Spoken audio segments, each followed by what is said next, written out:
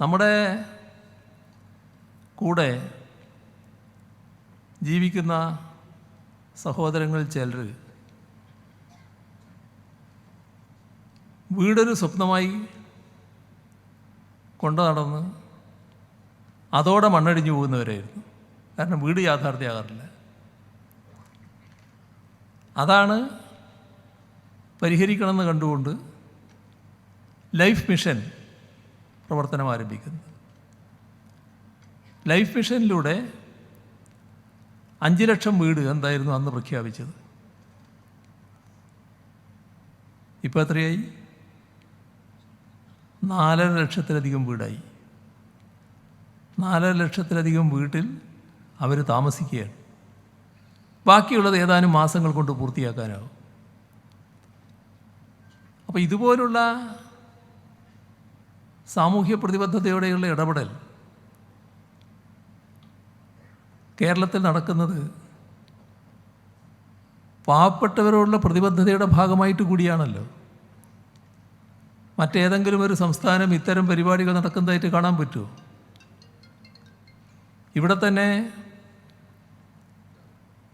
കേന്ദ്രത്തിൻ്റെ ചില പദ്ധതികളുണ്ട്. പരമാവധി 1.5 ലക്ഷം രൂപയാണ്.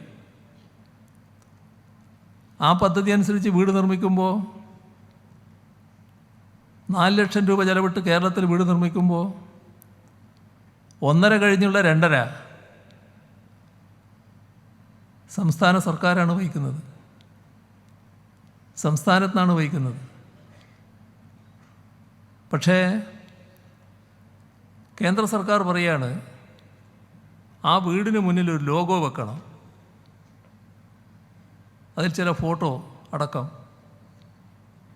അപ്പോൾ സംസ്ഥാനം പറഞ്ഞു അത് സാധിക്കുന്ന കാര്യമല്ല. കാരണം അവരുടെ അഭിമാനം ചോദ്യം ചെയ്യലാണത്. അത് അംഗീകരിക്കാൻ പറ്റില്ല. അവരുടെ സ്വന്തം വീടാണ്, അത് മറ്റാരോ നൽകിയതാണ് എന്നൊരു പ്രതീതി ഉണ്ടാക്കാൻ പറ്റില്ല. അവരുടെ ആത്മാഭിമാനം ചോദ്യം ചെയ്തൊരു നടപടിയുമായിട്ട് യോജിപ്പില്ല എന്ന് തന്നെ സംസ്ഥാനം പറഞ്ഞു കഴിഞ്ഞിരിക്കുകയാണ്. അപ്പം നമ്മൾ കാണേണ്ടത് ഇത്രത്തോളം വീടുകൾ നൽകാൻ കഴിഞ്ഞ അവസ്ഥ നമ്മുടെ കേരളത്തിൽ ഉണ്ടായല്ലോ.